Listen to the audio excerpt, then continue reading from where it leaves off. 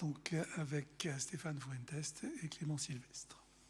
Bon, bonjour, merci au directeur de nous faire participer à cette table ronde. Donc nous, on fait la psychologie et la consultation.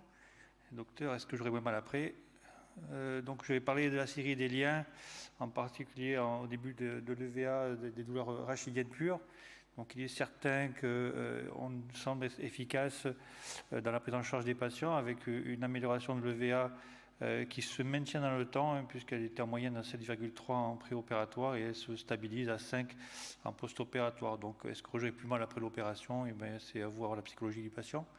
Mais on semble s'améliorer, surtout elle est stable. Est-ce qu'il y a une différence avec l'apparition d'un PGK? Alors c'est sûr que la série lien avec 31 patients, je ne pense pas qu'on puisse sortir des grandes statistiques, mais à 24 mois, il y a autant de patients avec des syphoses jonctionnelles plus douloureux que des patients plus douloureux sans syphose. Donc il semblerait qu'il n'y ait pas de franche modification entre les mauvaises évolutions radiographiques et la douleur.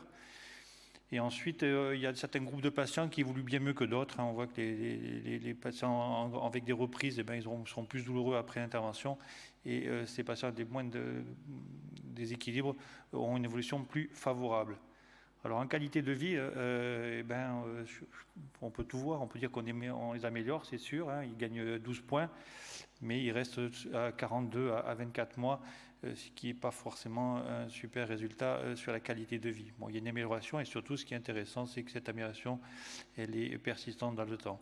Et pareil avec le faible niveau de cas, d'échantillons, on ne pourra pas sortir de sorte statistique, mais au final, il n'y a pas de grande modification entre ceux qui vont faire un PGK et les autres.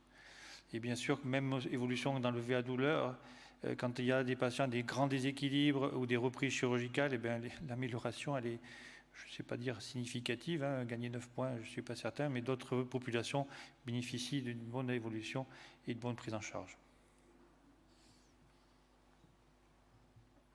Alors de même pour les séries vis et crochets, on retrouve une amélioration au niveau de l'EVA au niveau du dos avec une nette amélioration, avec une diminution de 50% des douleurs entre le préopératoire et le recul à 24 mois, ce qui est finalement pas mal, de diminuer de 50% les douleurs. Là aussi avec des médianes qui correspondent aux moyennes, donc c'est assez homogène.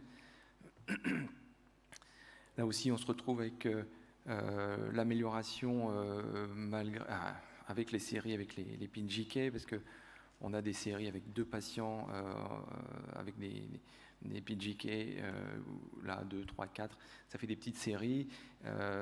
C'est un peu compliqué à en tirer également des conclusions, mais on a quand même l'amélioration. Sur le VA du dos, là aussi, même constat, en fonction des pathologies, on a l'amélioration qui est globale. Alors là, pour le coup, par rapport à tout à l'heure, on a un moins bon effet sur des scolioses modérées, mais globalement, une nette amélioration, et plus particulièrement sur les scolioses thoraco-lombaires. Sur l'os d'Estrie, même conclusion qu'avec les liens. On part de 47, on a une nette diminution... On a une diminution marquée, vraie, mais que de 15-17 points, ce qui n'est pas énorme. On s'attend à mieux, mais c'est vrai que le questionnaire a certaines limitations. Là aussi, avec les mêmes pondérations ou les mêmes difficultés d'interprétation plutôt, avec les patients avec les syphoses jonctionnelles. Là aussi, en fonction des pathologies, on va avoir une amélioration plus marquée pour les scolioses lombaires que pour le dégénératif. Difficile d'expliquer pourquoi. Bon, c'est juste des tendances, hein, il n'y a rien de vrai et définitif là-dessus. Voilà. Maintenant, on passe la main à Yann Philippe pour la discussion.